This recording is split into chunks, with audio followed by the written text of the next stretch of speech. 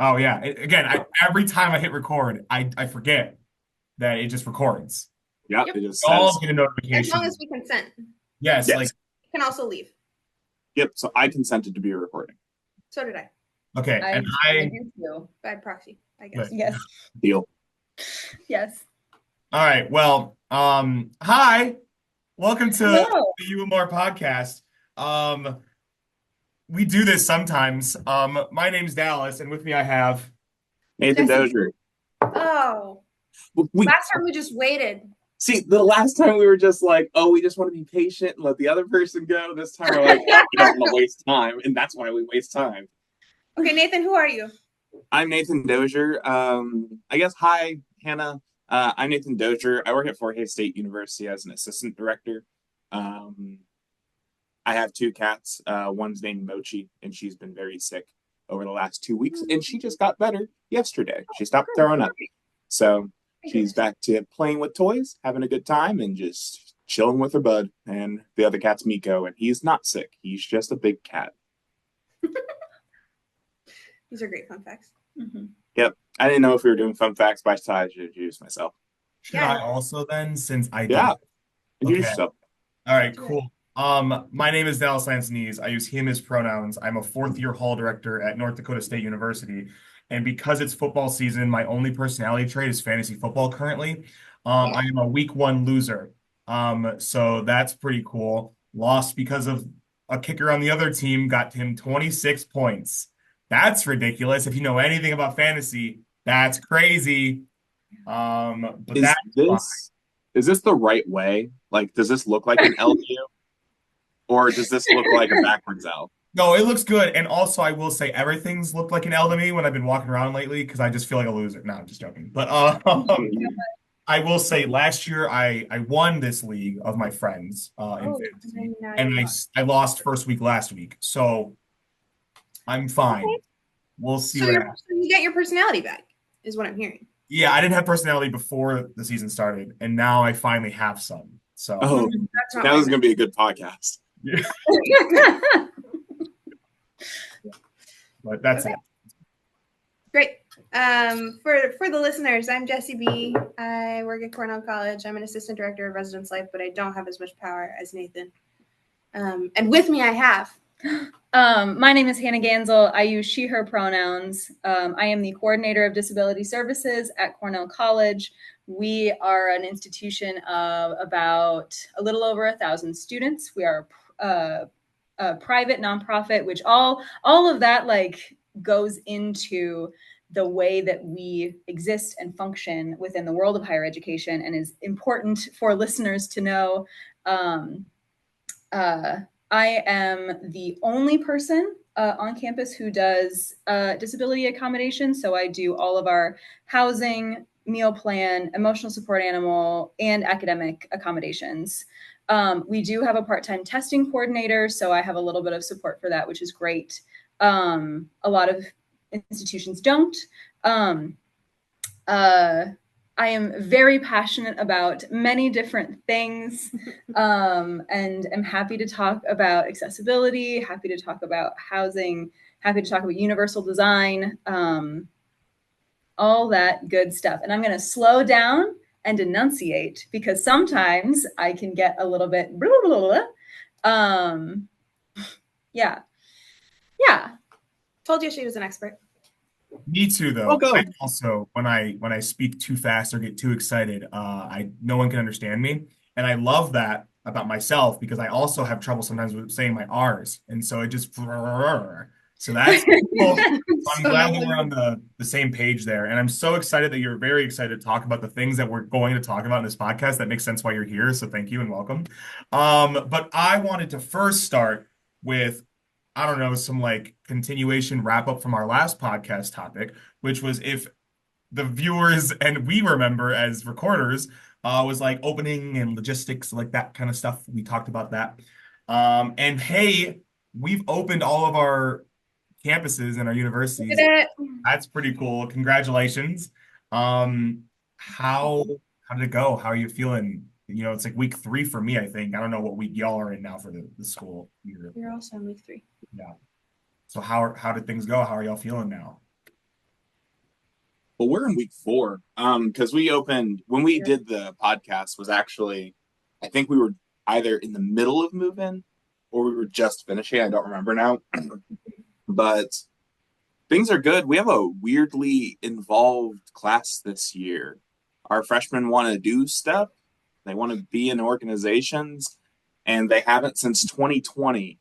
So it's definitely one of our things that like, oh, we need to we need to pick it back up. We were a little too used to people being like, yeah, I want to paint a rock and go to my room. Now people are like, yeah, I want a giant trampoline and I want there to be dinosaurs.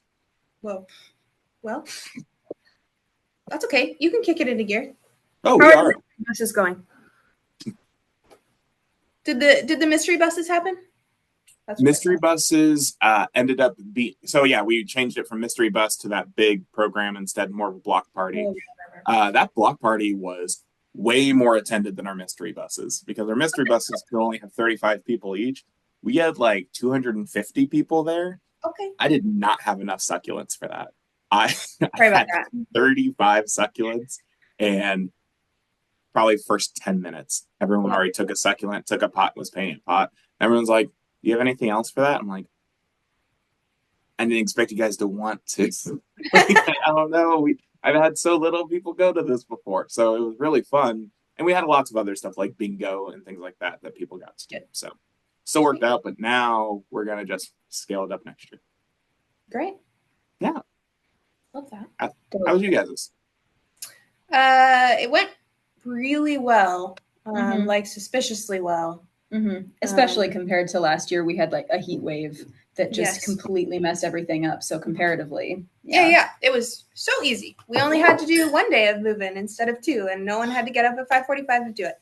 Nice. So all of those were great things. Yes. Yeah, our first years have had some hiccups settling in. We have several problem people, which happens every year. So that's been, fun to navigate. But I think we're almost to the point where they are like, okay, we know kind of what we're doing now. And so, yeah, that's how I feel about it. I don't know how you feel about it. Yeah. It's onboarding season really for me. I mean, everyone, I'm 12-month. I work all year round. And so I'm working on onboarding all of our incoming students during the summer. But I mean, inevitably, that's only about like 40 students who make themselves known to me. And then in actuality, by the time we get to the end of block 1, typically I'll add like 15, 20, 25 more students to either academics or housing accommodations because they were just not thinking about it during the summer, which is acceptable and fine. They're allowed to. But yeah. So it's been busy, but I think again, we're starting to even out now. I don't know that I've explained this on the podcast before, but Cornell works on a block system. So every student does 1 class at a time for 3.5 weeks. And then it resets after the 4th week. Yeah, you've never explained that ever. What I've do you? never heard that. I'm so sorry. When you said that, over my head already. And it's a tall head to get over. I have no idea what you're talking about. What do you mean? 3.5 weeks for 1 class? For 1 class. Yep. So they do 4 classes every semester ish. And each class happens for 18 days, 18 class days. And then they take the last Thursday, Friday off of the 4-week cycle. Block break. Yep. And then it starts over again. So when she says we're almost at the end of block 1, we're almost at the end of that 4-week cycle. And that's when things start to kind of settle out for us. Well, I guess if you put it that way, I guess if you just do your classes the entire semester, you are only taking you only really have that not that many. Oh, okay. That makes sense. I guess. I think you just hit me with like a stun grenade. I'm trying to conceptualize how that alters the student experience because I'm not I assume it's probably positive because they don't have to think about 5 different classes at once. Wow. I mean, they like it. Yeah. let's talk about it, because truly that at so many, and it ties really, really well into this concept and idea of universal design for learning, as well as neurodivergence and learning styles, because it's very attractive, especially for folks who have had traditional semester, like in high school, or like they'll go, and like anybody who transfers in, right? Typically is in a semester kind of style learning environment, and where you are juggling 4 different things, and where you're having to switch your focus from math to science to English, and like having to contain all of that at once. And so for a lot of students who are neurodivergent, and I'm using the term neurodivergent to mean anyone who identifies with like a learning disability, ADHD, autism, BPD, like any kind of anything that affects your focus and your learning, are very attracted to the one course at a time kind of system, because you really can go deep. Maybe the breadth isn't as wide, but you can go really deep into topics. And oftentimes when I talk with students, that is the piece that they're like, I really want to go deep, and I never feel like I can. And so it's very attractive for a lot of different students. So fun times. And yeah, so that's the block plan.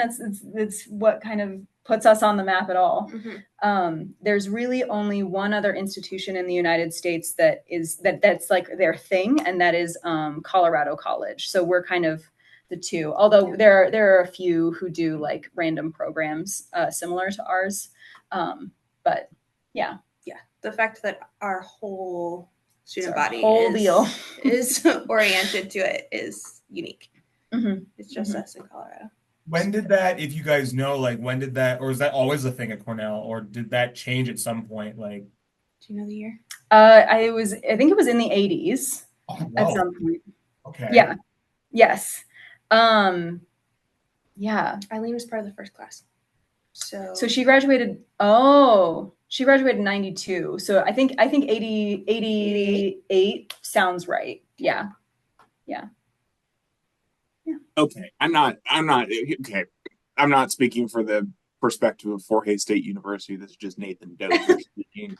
So you're telling me the coolest fucking college in the world is just sitting here, just like, we're a little institution, but you can do like awesome classes and you can take them in a way that makes sense. And we're just chill over here. Where are you guys?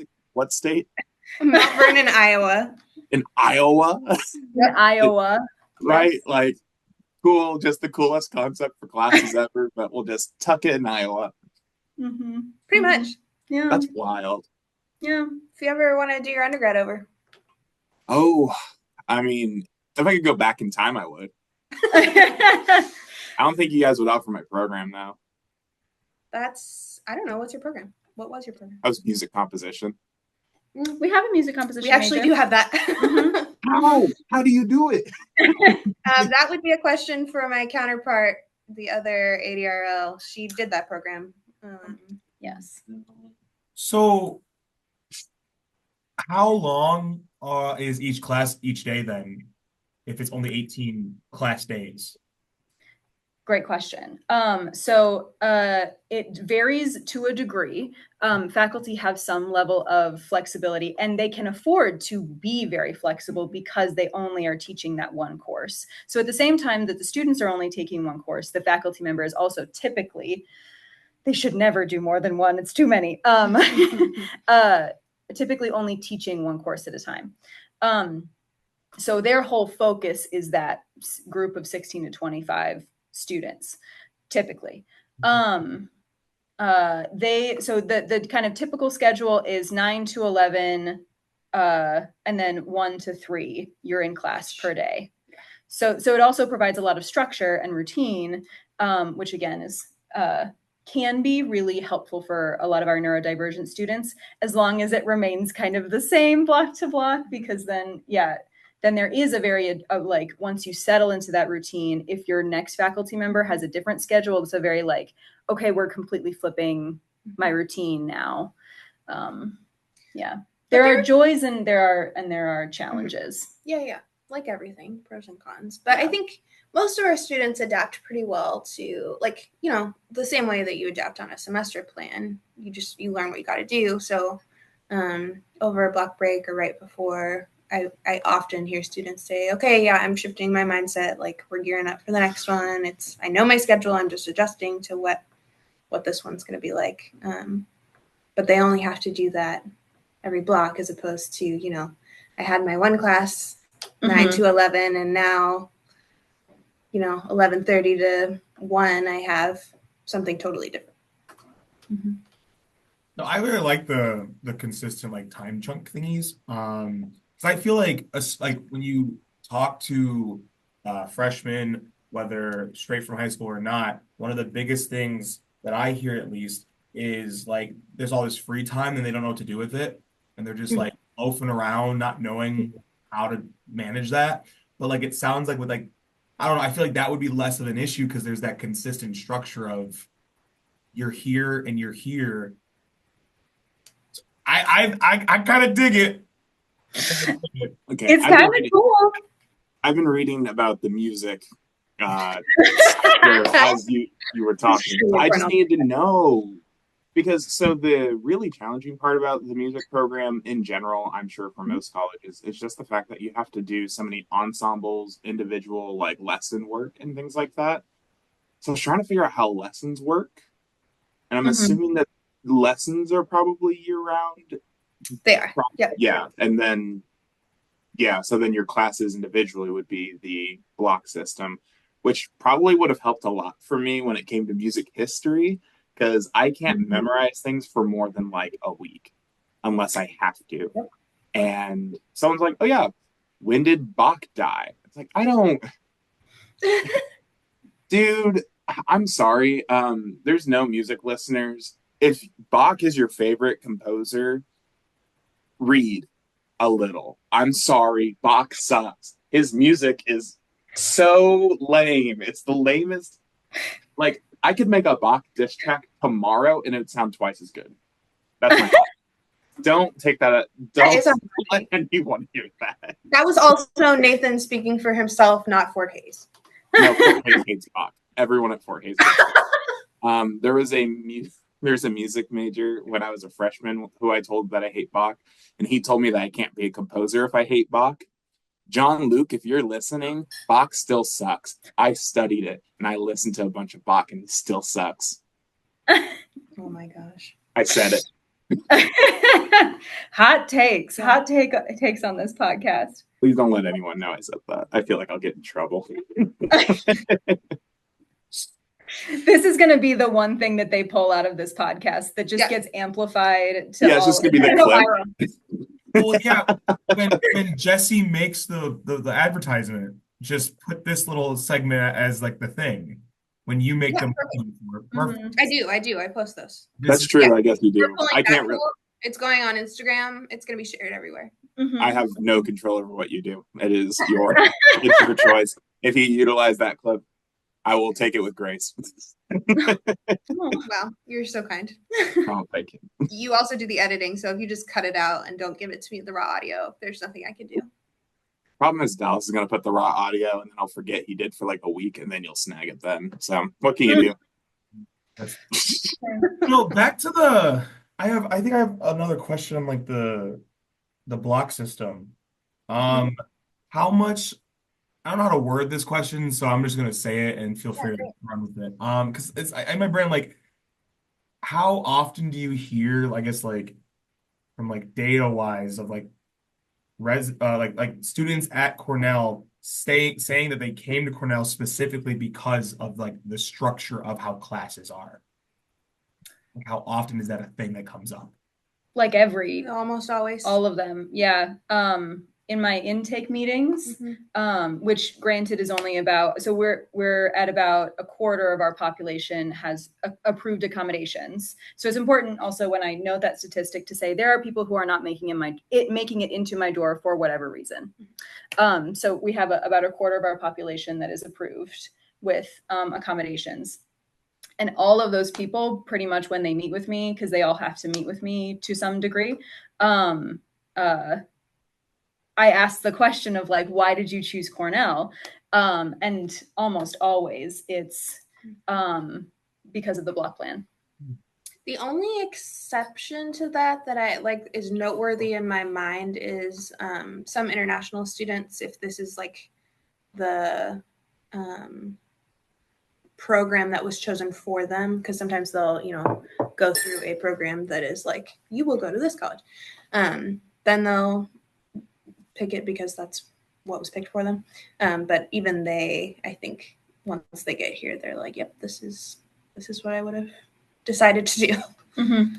I will also say that sometimes our sports folks who are recruited to come here that's their main reason, but they're always talked like in that recruitment process, they always meet with an admissions counselor, and that admissions counselor always like makes a point to be like, okay, I hear you. You're coming here. Amazing. It's you have to do like 50 pages of reading a night, just FYI. And if you miss class, that's a big deal. So just FYI, academics are very, very important here, and you got to make sure that you're engaging with it. So sometimes our sports folks, their main priority for coming here is to play. Because we're a D3 school, so the likelihood that they play can be sometimes higher. Yeah. So that would And I would say even for the majority of those students, like our students are really academically on top of it because they have to be, even though they have to be. Yeah. So I suppose, so I guess there is pros and cons to the block plan too, because you also have to do a lot of really intensive work in one specific class. Granted, it is only one class, which helps a lot. Right. So are there any other like downsides you see to it? Not as, representatives of Cornell, as individuals. Like, is there any like sometimes students like struggle with this part of it, or things that like don't quite click for some students with it? I would say the thing I see the most, especially because I work with RAs, is it's like blocks are sprints. So for them to pace that out with all the other things that they're doing is sometimes really difficult. And there's like, and I work on this with a lot of my RAs, like work-life balance is really hard, or school-life balance, I don't know, is really hard for Cornell students because they're just going all the time. So that's something that like I have to work with students a lot about. Okay, here are your boundaries. Like, when are you going to say no? And can we practice that together? Like you may need to drop something at some point, and it's that's okay. The block plan doesn't make you feel like it's okay, but it's okay. Yes. I think we have a lot. So our student body population tends to be high achieving, high anxiety. We also a very highly communal environment, right? We're fully residential. And so that allows for so much productivity, so much like idea sparking and spreading and stuff like that, right? It also allows for you to say yes to too many things. And especially for our music composition students, for our theater students, for our athletes, when they have 6 a.m. practice and then they have to eat, and then they have class from 9 to 11, and then from 11 to 1, they could be reviewing tape as well as eating lunch, as well as trying to get stuff prepped and ready for afternoon class. And then they have to have afternoon class from 1 to 3. And then they have practice immediately at 3:30. And maybe they're part of a Greek group and they have to fit that into. And then somewhere you have to fit in homework, right? And sleep. Like time management is a skill that I am teaching and working on with students constantly. And saying no is an important part of that. So yes, it's like highly structured days. And for people who it works for, it works super well for. And then for people who like have a hard time saying no, or who need a lot of like time to to like intake information, like learning languages at the introductory level is really challenging, because you're literally trying to like get your brain to input like hundreds of vocabulary words, right?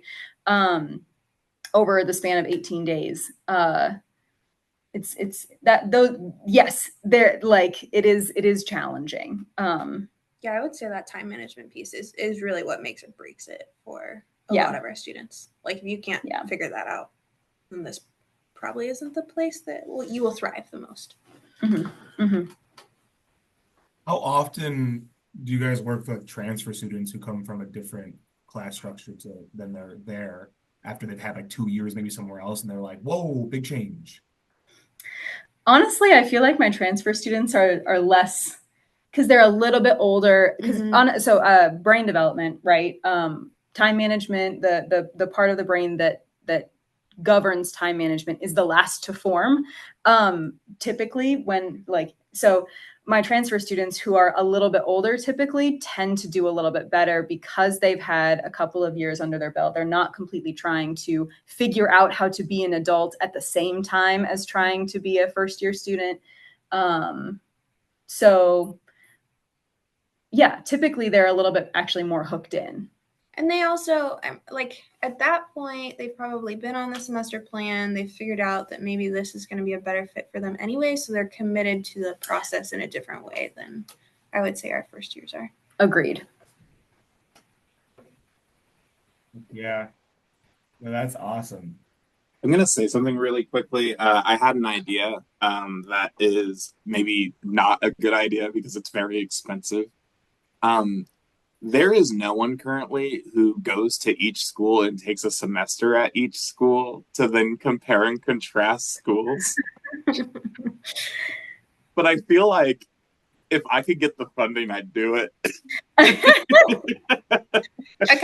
be sweet, actually. It'd be really interesting. I feel like that's probably actually some useful info, just someone who goes to each school and can compare them. That's you could market that on YouTube and I think I'm gonna get a Patreon real quick. Yeah, go for it. Have fun. Yeah, I'm writing it there. Like $10 a month. That'd help. Well, typically I feel like I'm pretty good with segueing to other things, but this one I'm not, because again, like it wasn't apparent, Hannah, there's reasons why we were like, hey, wouldn't it be great for you to come? Because there's all these topics that we want to talk about that I'm very ignorant on, most of them. And I don't know if any other people feel the same way. I know I did share some of my general thoughts on general things. But I don't really know where else people want to go next with topics, and I can assist kind of that way. But I know, again, like generally just like you want to talk through like accessibility, inclusive housing, LLCs, things like that. Nathan has thoughts that we can hop into that. Yeah, so since we've been talking a lot about the block system and how that kind of helps out with students, I kind of want to segue into talking a little bit about how that works with universal design. Like, is that a specific intentional decision that was made to overall just help all students? Or how does that work? And then are there any other ways that your school implements universal design? So I think when the decision was made to switch to the block plan, it was more of a marketing decision, right? Of like, we need to stand out in the market because Iowa is saturated with small private liberal arts universities for students coming straight out of high school, right? And so we needed something to stand out. And so I think that's why the decision was made. This is Hannah talking, not as a representative as Cornell necessarily. But I do think it was a smart move on the part of the folks who made that decision, because it does allow us to stand out in a lot of ways. I don't think the decision was made. I mean, it could have been around like supporting students, but yeah, I don't think so. I think that was a pleasant consequence. Yes. From the beginning. Yes. I mean, I think that we have been able to be a place for students that maybe wouldn't have thrived at other universities because of it from the outset. of the block plan. So that was your first question. Can you repeat your second question again? Yeah, my second question is, I guess since that was a result of that, like, are there other ways that because of that you have also implemented universal design into, I guess, the whole university? Yes, great question. I am trying to figure out where to start with this because there's like, I want to kind of talk about like my personal history related to the college as well as then like, you should start with that. I should start with that? Yeah. Okay. So this is going to seem way out of nowhere, and I promise it's going to connect eventually. My mother is a professor here. She is a professor of psychology. So I very much grew up in Mount Vernon and like on the hilltop, as they say. As Cornell's like motto is. And when I was 12, she had a stroke. And became physically disabled. And so I saw her interaction from like an ADA perspective with the school at that time. Yeah, we're not frozen, are we? No. Okay, cool. Just listening and Listening, Yeah, great, love yes. it. And so when I went to college at Lawrence University in Wisconsin. And then after I graduated, I came back and was a staff member here in our now no longer there civic engagement office. And I, like fell in love with student affairs, good times. And then when I went to get my master's degree in student affairs administration, I really wanted to, I made the decision early on at that point in time to specialize in disability services because of my personal history. And also because I went to like an ACPA conference and went to a disability and so I'm going to share this social versus medical model of disability with you because, in my opinion, I learned about it way too late, right? And so any platform that I have to kind of talk about this, I use it to kind of talk through this reality. So there's kind of two ways to think about disability within our culture. Historically, we very much viewed disability as an abnormality that has to be fixed within the individual. And so a lot of our laws are written with this kind of language. Our accommodation system, right, is individualized and very specific, which is a blessing and a curse in some ways. And then there has been a very intentional shift in thinking, especially in the past 20 years. Right around, I think, about the time that the ADA was, the Americans with Disabilities Act was updated. I think that was 2008. That sounds right, based on the presentations I've heard you give. Yeah. A very intentional kind of cultural shift toward thinking about disability as from the social model, which is that environments are disabling and all effort should be made. The responsibility to make spaces accessible should be on the designers and the environments themselves. And so that's where we get to this universal design, both in architecture. So it originated in architecture and then has been adapted to universal design for learning and all that jazz. So yes. On our campus. So I got my master's degree in student affairs administration from University of Wisconsin-La Crosse. What up? And was working at Tulane University in New Orleans and wanted to, when this job became available, like literally as I was finishing my master's degree, I was like, this is perfect, right?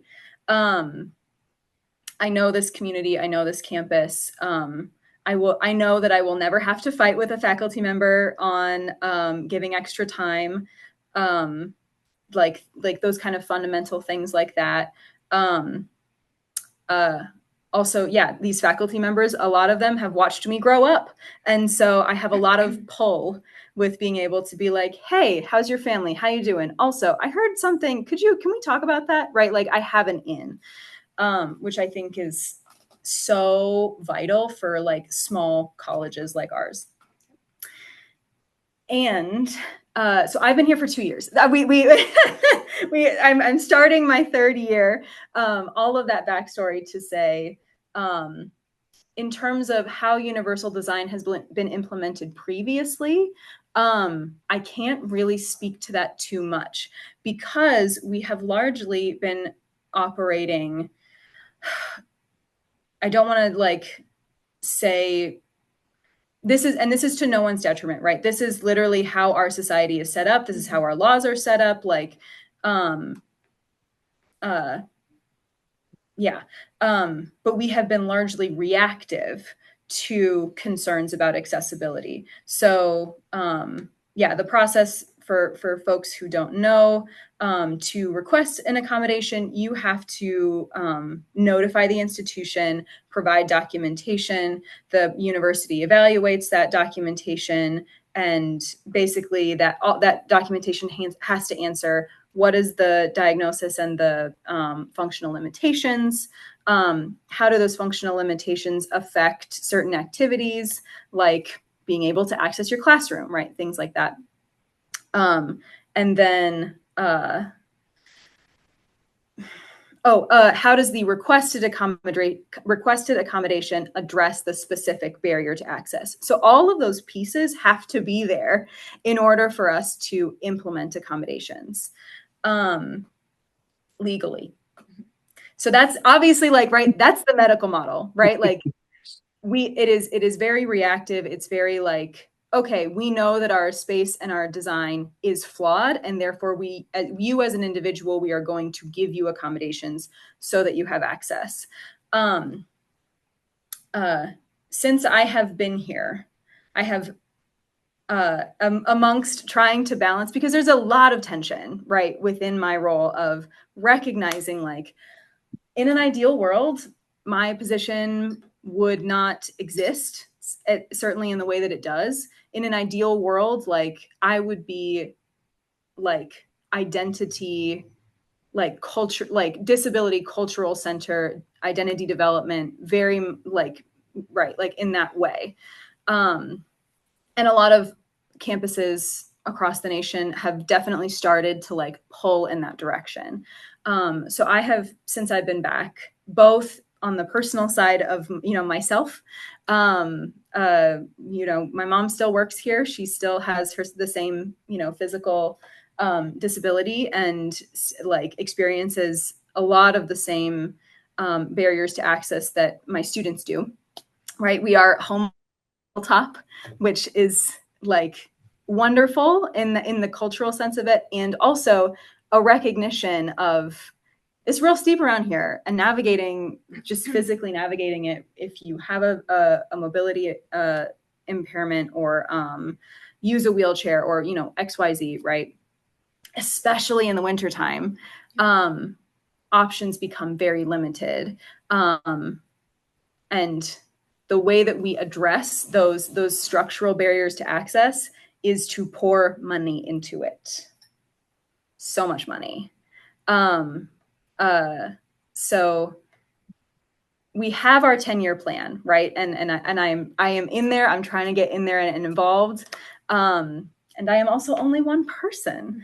And so I've made a very intentional effort to try to train faculty on universal design. I've made a very intentional effort to get myself into spaces where I feel accessibility should be like incorporated as part of the design. But to answer your question, I cannot really speak to what we were doing before. Really, other than, our faculty independently doing their own research and being fabulous and wonderful. I love our faculty. They're amazing. So yeah. So that's the answer to the question. Many different things. No, that's amazing. No, that sounds honestly, like, I know it's been over the span of 32 years, it sounds. But that's a lot of hard work by people who care about something that I just feel Yes. like it's not in the forefront for a lot of universities. So, no, that's very cool. Thank you. Yeah. Good times. A thought that came to my brain is just like, well, how do I want to word it? Like, because I'm thinking a lot of like physical accessibility, and I'm thinking Mhm. like imagining like just like the entrance to like my buildings currently where I work. Um, uh, there's there's like the ADA doors and stuff like that. Love that. They work sometimes. When they don't, I call it in. But like the cement outside is just like off a little bit, and Mhm. like like I'm and this is very low level, but I'm thinking like it was really hard for us to even use our move-in carts during move-in to like Right. push them up that little ledge. And so I imagine Mhm. like how hard could it be for someone who has to like maneuver that way on a daily basis. And so my question kind of comes from the whole like how hard, I guess, like would you guys see or feel trying to like make like the actual like renovations to a campus? How hard would that be for a campus to actually like move into a, I don't know, a more universally designed campus? Just think about the physical design of things, not the other, you know. Mhm. And that's my question, if it was a question. I mean, it depends on who is, I mean, straight up, who's controlling the money and what are their priorities. Um, if for folks who or for institutions who have strong advocates, it is relatively okay. Like right, like and especially if you have people like, again, like I feel like I'm fairly extroverted. I feel like I put myself out there a lot, and get myself in a lot of like training spaces, and people know me because I worked here previously and I'm the daughter of a professor, right? So I feel like I have a lot of unintentional kind of political power and just visibility. And so when I make those asks to campus, right, of like, hey, if you see a random ledge on a thing, like email me about it, we'll put it in the accessibility audit so that we can elevate this further, and so that we can start to build that into our 10-year plan of like where we're putting our money during renovation. So I think I appreciate being on a small campus for that reason.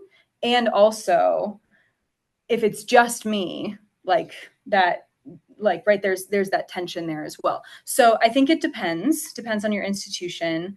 It also depends on how vocal your students are. So it's all about who's at the table, and how strong their voices are, and how hard they push. And I think it's crucial, and I don't know because I've only been at Cornell. I don't know how other institutions are doing at this, but like Hannah just sees these things partly because it's part of her personal story. So like, yes, when I came and interviewed here, she happened to be the one giving me the campus tour. And multiple times throughout the tour, she was like, "Ooh, got to take note of that because we got to put it on the audit." But if you don't have that, even like you could have a disability coordinator that doesn't have those eyes and isn't seeing those things. So I think not to speak for you, but your goal is to give more people that kind of yes, the lens, those glasses, yes, to see those things and to do something about it. So yeah, so I would encourage you to literally like shoot an email to your disability services office and be like, hey, I saw this, just to put it on your radar. Is this something that you're already working on? Slash, like, how can I give more people these glasses to wear, or these lenses to through which to view campus? Yeah. Yeah. Because we can't do it by ourselves. Yeah. Yeah. Yeah. No, no, no. I yeah, that make yeah. I thought that popped up. Now I'm getting large. I'll bring it back down a little bit real quick.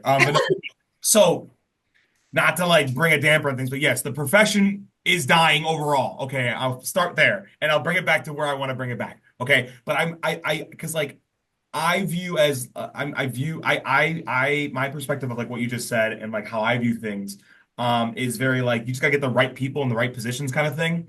And I feel like sometimes the way we move forward is moving away from potentially people who've been in positions for long standing times because they have this set mindset of things and it's hard for them to then change and develop Mhm. and look towards the future and adjust correctly for what we need moving forward.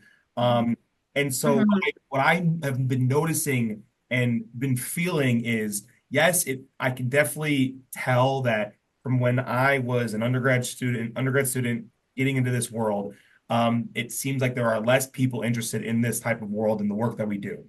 But it seems Mhm. like the people who are interested for the correct reasons and not the wrong reasons. And so what I don't know. I think it's just you got to get the right people in the right seats so they can have the right voices, like you were saying in the room, and then we can actually make accurate steps forward. So those are some thoughts from what you were saying. Well, and again, if like when we become the people who invite voices in Mhm. to the seats, including, you know, like, and making sure that we are using an inclusive lens for all of the voices that need to be present, right? Because universal design, it's not just limited to ability, right? It includes and encompasses like culture, race, ethnicity, size, body size, right? Like all like there's like physical as well as like design of spaces, right? Like I'm not going to host an event for um like a certain identity group and then host it in a space that is culturally harmful to that identity group, right? And so I think that that also, like when we think about universal design, I want to expand it to also just like, yeah, and uh as designers ourselves of spaces, who do we need to include and make sure it is present, or we request feedback from. Because I will also say, let's talk about like my positionality within the institution. I present for listeners. I present as a cis white female or woman who has long blonde hair. I oftentimes I could be Karen, and people don't know, right? Like especially my people of color. Like they don't know, right? And so it's putting myself in spaces where I can build intentional trust. Like yeah, that's part of my job too, and I very much see that as like yeah, as a requirement of my job. Yeah. Yeah. And again, that's I think because I'm the one person. So if they never get if they're like, I'm not going to talk to her for whatever reason, right? Like, and our department has benefited so much from having someone like that. And she's not the only one that cares about these things. But I do think having your voice has been really helpful, and that all of us are reminded again and again to think, you know, what people do we need to make sure that we are safe for? What people are, you know, unintentionally usually excluded from how we do things, and how can we take down those barriers as much as possible. Because it is, and every training that I've been to that you've given, it is all of our responsibility. Like universal design is on all of us. Yeah. I just want to make two quick notes. First of all, as a person of color, as a resident person of color of this podcast, I did not think you were a Karen. Second, I will say, secondly, though, I have said for years that I am a 3X guy in a 1X world, and I appreciate you saying something about size because I'm 6'5". You do not know how many times I run into a situation where I just can't fit because I'm too tall and I'm a big guy. I've always had a large frame, and it's just like people are like, well, when are we going to have someone who's the size of a football player in that desk? Right now, me, I'm Yeah. that guy. I understand that I'm the size of a football player, but I'm not a football player. That's life. But when I first got into this office, even like I sat in the chair, I'm like, I don't fit in this chair.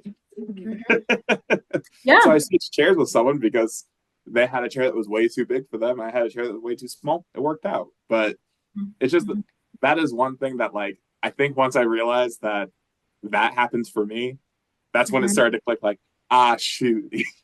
It's just that everyone has their own lived experience and it just alters. It's like, man, that one time I bit it because I tripped over that curb. Now I hate curbs. And now we need to fix curbs because curbs suck. Curbs suck, by the way. I'm sorry.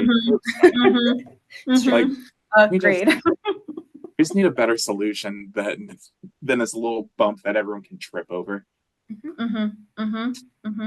Agreed. Which is why recently Mount Vernon made an intentional effort to finally put in, I don't know if it was Mount Vernon or if I'm thinking of Cedar Rapids, which is a nearby city,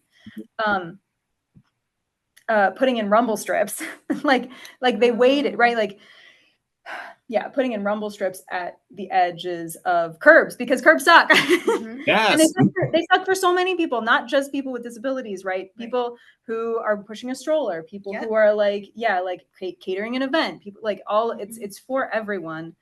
And so I will also say, follow the money, an additional plug for that, because like, on our campus, generally the people who have the most power and voice to spend money, they're the ones who can, like, if I partner with them, then we can together build something that's accessible. And so I know that happened at one point in time, that like a person in a wheelchair came to campus and was like, I can't access your event. Like, this is supposed to be for everybody, but I can't access it. Admissions saw that and was like, we need something here. And then they did it. So it's unfortunate that that's how things have to happen sometimes. I'm hopeful that eventually, like, we will get to a point where, like, you don't have to advocate for most things because we've already advocated for those things and we built things into our society and systems that work then. But yeah, it's totally true that, like, if you want to see change happen, like, I think we talked about on a previous podcast, you got to hit them in the wallet. Like, if you want things to actually happen, hit it in the wallet because things will happen. And if the bottom dollar is lower because of anything, things will change. And that's money makes the world go around, they say, don't they? So I know capitalism ruins everything. It's my mantra. That really is. We hear it almost every day at lunch. So true. don't put me on a soapbox of money. I've already done that. That's in a previous one I went on a soapbox. At the conference at the summer meeting for our conference, I was sitting next to a discussion group that Dallas was in, and they were asking like 3 questions. It was like something that you want to learn more about, something that you're excited about, something that you're dreading, or something like that for the next season. And all 3 of his answers were finances. Oh. It worked so well for whatever specifically the question was. Yeah, I know. It was great. I don't remember exactly what the questions were, but I think my exact answer, because it was around the time of my pay increase and stuff for my salary. So I think I was saying my paycheck. I think I kept saying my paycheck, my paycheck, my paycheck. And so it just made sense. But yeah, so I think we should start transitioning a little bit. It has been a good chunk of time that we've been chatting, and I love chatting. But I guess before I get into loosely wrapping up things on our end, is there anything else, just broad topic wise, that people would like to bring up, start talking about, whatever it may be, when it comes to anything kind of that we discussed either already or had plans of potentially discussing? On topic now. On topic, no. Off topic? Black Myth Wukong is a great game. Anyway. Thank you for your contribution. Good, very good. I did have a little like activity I wanted to do at the end, like I always do it on these podcasts. As I've been trying to prep it, it's just been kind of it's been shitty. I've been trying. I want. I'm gonna just be straight up. I wanted to do like a this or that, keep one, leave one kind of thing, and I try to bring up topics in like our world because that's what we should do, and then maybe some fun ones. And I can still do it. I only have like 8 things, and it's not that good, but we could still hop in. Maybe if other people have other things that they wanted to throw in, then we could do Mhm. that as well. Yeah, great. But cool, love that. Because like Man, I was laying in my bed last night stressing, like, oh, I gotta think of these things, and I'm like, oh, I don't know. No. No. But so the idea of this little segment is I'm gonna give you 2 topics, ideas, whatever it may be. And you have to choose one, and whatever you choose, the other one leaves existence in your reality. Okay. Okay. So I can start with a like fun one to get to get you guys like make it make sense. Wet the waters. So like if I were to say like Caribou and Starbucks, you have to keep one and then one just is gone forever. Which one would you choose? And why maybe? I'm keeping Caribou. I don't. Starbucks. I'm a black coffee drinker, and their black coffee is garbage. In my opinion, not as a representative of Cornell College. Yeah, Cornell. Yeah, if they want to be a sponsor, maybe they can be a sponsor still, but Okay, I'm gonna say Caribou also. Not for that reason. I don't really drink coffee. And Starbucks like is fine. They have coffee alternatives, but I feel like Starbucks just tends to be way more problematic in general than Caribou. So the only problem is we have more Starbucks here than Caribou, so there's that. But I'll keep Caribou. I haven't seen a caribou in probably 3 years. Sorry, caribou. If I get rid of Starbucks, then I have to make my own coffee every day, and that sounds like a lot of work compared to walking across campus. So I'm gonna give a point to Starbucks. see when I thought of these two or this one, I thought my answer would be like a very easy Caribou, personally. My fun answer to that is, oh, it would be Caribou because at Caribou they care about you. That's their slogan. Oh, Whoa, I love it a little bit. I've been making jokes about it, but lately, so Starbucks has this like tomato, pesto, spinach, cheese sandwich thingy That's that true. that is really it sits in my stomach well. It tastes good. Like, I don't know. So like I will still pick Caribou, but like Starbucks has a close like I'm gonna miss that sandwich. That's how I feel. That's Uh, fair. but well, now, you're all gonna miss that sandwich. I'm gonna eat it for you. So thank you. Know how you like it and how yeah, you like describe it in great detail for me because I would appreciate it. But yeah. no, we'll move on to I think I have 4 like higher ed kind of things, kind of ones, and then I have other fun ones. So, like welcome week and like or week of welcome, your welcome week activities, however long that is. For us, it's 2 weeks at NDSU. I know some people it's just a week. And homecoming week. So you get to keep one, and the other one's not a thing. And Which so I'll go 100% welcome week. Welcome week is fun. I get to meet people. I get to meet their parents. I get to help them move in. I get to talk to students all the time. People get to know who I am. I get to know who they are. Homecoming week, there's parties and sometimes people will steal some like sacred relic of another university. I'm not gonna say which fraternity, but back in the olden days, we have a cannon that we fire at games whenever we score a touchdown. And during, I'm pretty sure, a homecoming week in the 90s, one of our fraternities used it to blow down another university or fraternity's door. And it's like, you know what? I think I'm 100% a welcome week girly. I don't do anything for homecoming week. So, I get a welcome week. Yeah, I keep welcome week too, for sure. Yeah. Okay, as an introvert, I really don't like either one of them. They both drive me nuts. But I think I will keep Welcome Week because I have more of a role in it, and it does help me get to know students. And homecoming is, just incidents. It's just incident reports. Yeah. Yeah, the devious side of my mind would give somewhat of like an edge to homecoming because I do like being on call during homecoming because of what pops up. It gives me experience and I appreciate the development it can bring. But no, I would also choose Welcome Week because it is fun. I was in a dunk tank during Welcome Week. Nice. So I don't know if I've already said that to this group at some point. I was in a I dunk. actually think that it was Yeah, you mentioned. did. Was Yeah. it? Yeah, I got sick from it, but it was cool. Um, I didn't know how to lock the seat correctly, so when I got back up the first time, I fell right back in.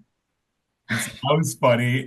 That's rough. Price of Great. one, don't I know it? All right, so the next thing I got is hall gov or like hall council or in your halls like student group. I don't know if there's a hall gov everywhere, every university that we have here. So this might not work for everyone here, but hall gov or student gov or and student gov. So like the broader campus student gov organization. So we don't have HallGov. There have been times when I think it would be beneficial, but I think I'm keeping student gov because they make a lot of good decisions that help me out. Yep, I would also say that. I choose to plead the fifth Oh, because I'm the advisor for both. And I would like to not pick a favorite child today. So that's I great. I choose to plead the fifth. I'll give you that one. Fair enough. No, I think my answer would have to be Hall Gov because I don't have any role in student gov here at all, nor have I ever been involved with it. But the current student body president at NDSU was someone who was formerly on my Hall Gov, so it sucks that he's losing his position in this hypothetical. But it's fine. He's cool. He'll be okay. But yeah, I would choose Hall Gov personally. The next one I have is like student org events. So any student org on campus putting on events or athletic events, campus athletic events. Oh, Yeah. no. I was like student events or our RA events. I'm like, oh, that's easy. Nope. Ooh, Yeah, he had to make it it's a hard. great question. I think I'll start with my yeah, thoughts. you give yours first. Yeah, I'll give mine first. So I think currently in my mindset now as a professional who's removed, I'm removed from these kind of things, but I see the impact that they have on campus. I think I would pick campus org or student org events over athletic events. I think there's more, I think you can get the same amount of engagement, but there's more education that comes with those. And I think that's more beneficial for the student population and just development. As an undergrad, I loved going to like football games and like volleyball games and basketball games and cheering until I didn't have a voice. So like I could get on like the student side, how if you asked me 6 years ago, I probably would have said athletic events. But and I understand they bring in money and that's a thing too if we want to get back to that side of the thing. I'm not thinking of that right now. Like we can figure out I also think it's weird that we think athletics are like athletics and then academics in some areas. Yeah, don't want to get into that world either of like why do student athletes get full rides, but if you're really good gifted academically, you still pay for college sometimes. So but so That's another podcast. that's Yeah, another podcast now right now. But no, I would pick campus org events. I think I would pick campus org events too, but that's just because I didn't share a fun fact necessarily about me. I'm a big old nerd and I play all the Dungeons and Dragons, and that is my personality.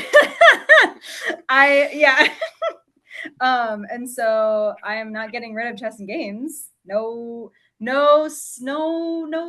person. No Siree, ma'am, Bob. Nope. I'm so sorry. Before you go, Jesse, because I think we've just me, Dallas, and then you two are the factions here. Um, can we please start a D&D campaign called Halls and Hooligans? That Please. would be extremely cute. We can all just role play our jobs. Jesse just got a knock on her office door. Okay, we'll time out.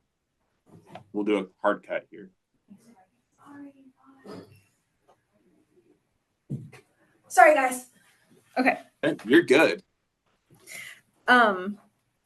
I tried to get Jess. So we did a one shot murder mystery meets DM or meets Dungeons and Dragons event. Oh, we have one. We're brewing. Great. Okay, great. We're going to do a Regency one anyway. I want you to know that you have just said the most compelling thing for me to look at jobs at your university. Great. If I know that there is a campus population of professionals who I can hang out with, that's all I need, honestly, to want to go to school. You're telling me you weren't attracted to the university when they talked about the block plan for classes? That's what got me interested. No, I was already there. It's like, oh, what jobs are going on? And then you're like, yeah, and we play D&D. Yeah. So many of us about that when we're done, but it's true. It's hell yeah. Cornell attracts a particular kind of person most of the time. There is a thing of Cornell weird, and I do think that applies to the staff as well. Yeah, absolutely. Absolutely. Hell yeah. All right. The next one I have is wait, Jesse didn't answer. Oh, I didn't answer. Yeah, I swear everyone answered already. Nope. Definitely not. Screw it. Next, yeah, you guys got it? Yeah, go. Yeah. Jesse. I was gonna say student gov. Campus group events, because I just think there's more variety. I'm doing different things at different ones. There's better food. Yeah, so this is purely selfish, honestly. Yeah. My answer is athletic events. I am also a big old nerd, and I don't go to athletic events at all. But I feel like out of the two, it's most likely that if we got rid of student organization organized events, that students would still find ways to organize events, and that would still be a lively part of campus, that it would be its own right, while I don't think athletics could thrive if we just upended them. That was very a compelling case. Mm-hmm. Yes, indeed. It wasn't meant for you to think logically. I'm sorry. I am trying to min-max so I get the right answer. No, great. Now I can give the next one because my apologies for trying to go too fast with it. It's okay. I have in-person class and Zoom class. Oh. I'll go in person. I hated Zoom classes so much. They were awful for me. I did the best I've ever done on my academics, and my mental was the exact opposite. It was like, now I have to study because I just don't understand. Like, it's not because I want to study and be better. I just need to know. And before, I didn't understand, but I was at least in person. So I'm like, I could probably piece it together. Mm-hmm. So in person. Yeah, I'm going in person also. I was still in undergrad when COVID happened, and I remember nothing that I learned from those classes. Good point. Mm-hmm. I will also keep in-person classes. I appreciate the hands-on engagement of, and as an extrovert, we love talking about ideas and discussions and all the good things. So yeah, good times. If I'm trying to take the Nathan approach and think of this logically, I think Zoom classes, you can reach a broader audience of people. And so I'm still going to pick the in-person classes. Yes. I also do think most people learn better in that way than over this kind of format. But if you're trying to be as accessible to just as many people as possible, I think Zoom classes have their benefits. So now I have some fun ones. Walmart and Target. I'm keeping Target, I think, Right. personally. Yeah. Oh gosh, that one is hard. My first instinct was definitely Target. But I think Walmart helps me out more as a student affairs person, so I'm going Walmart. I'm going Walmart because Target cuts off at 2x. Oh. Yep. Oh, I have to Yep. flop. I have to switch. That is so rude. Oh my God. Nope. Okay, I'm choosing Walmart. Great. I'm also choosing Walmart. Two reasons. One, it's the only place I shop at, and two, if you haven't had if your Walmart has a hot food section, I know not all Walmarts do. If you haven't gotten their chicken strips, they're my favorite chicken strips in the world, and I bet you they're just frozen that they dump somewhere in some fryer. But don't care, love them. I could eat them for every meal of every day until I passed, and I'd be happy. I'd be so happy. But yeah, so I have coffee and tea next. Oh, I mean, coffee for me all day. I like am Ted Lasso levels of don't give me that leaf water.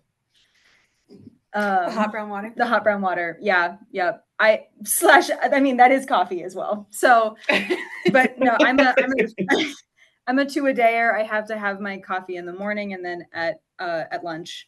Otherwise, I will fall asleep at my desk, and I get withdrawal headaches sometimes. Oh yeah.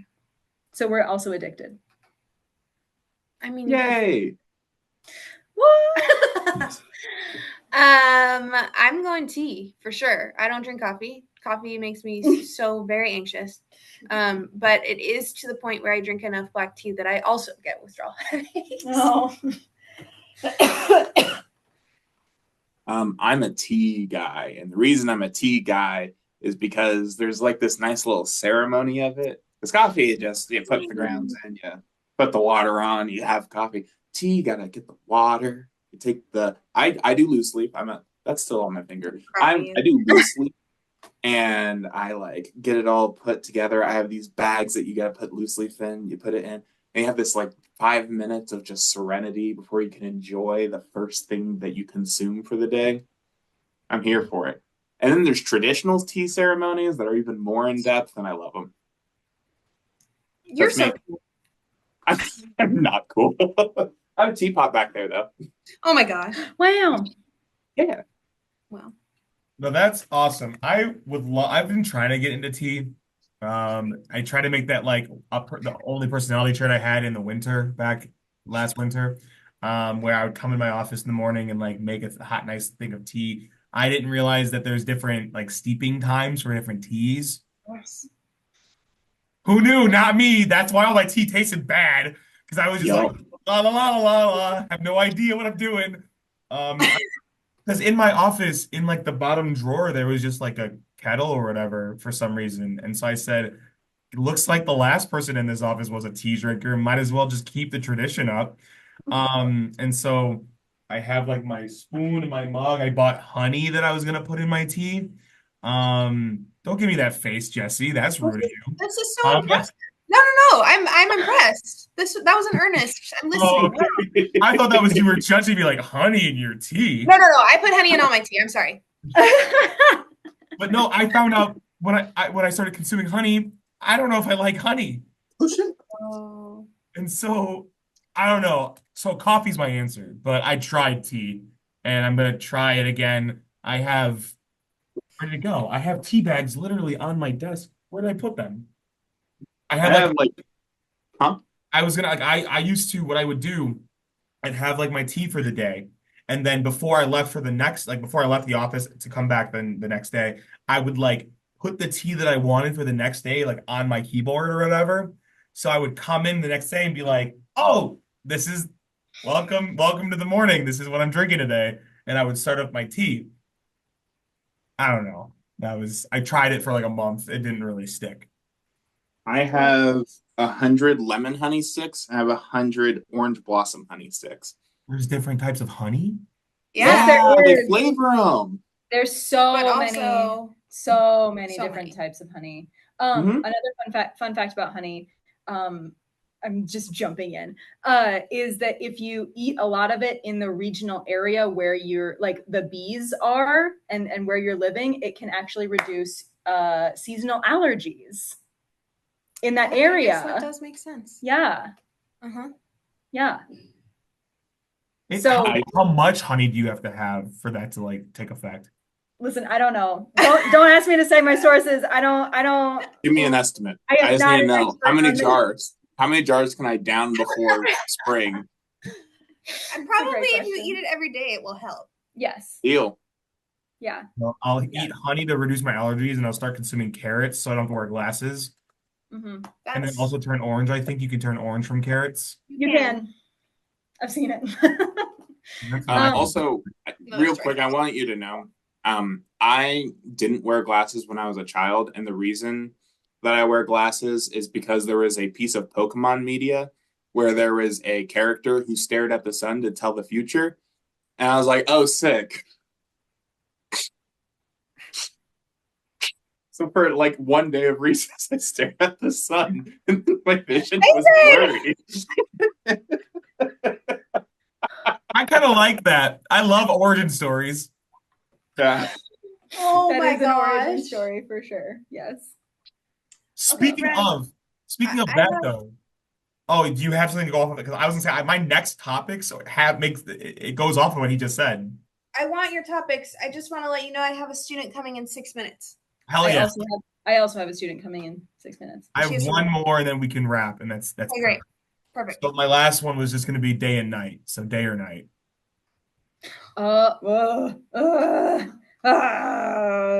Easy. You can't. There's no way. Know. You need the balance. I'm not trying to be out of balance. Huh? I don't need that. I don't need that. Night, all night. You want to know why? Because this is selfish. I feel safe walking at night. I don't think anyone's going to approach me at night, so I can walk at night. I'd probably be the only person walking. It'd be nice. Depends on where you are. That's true. If you're in Alaska, people are used to it. That's funny. Thank you.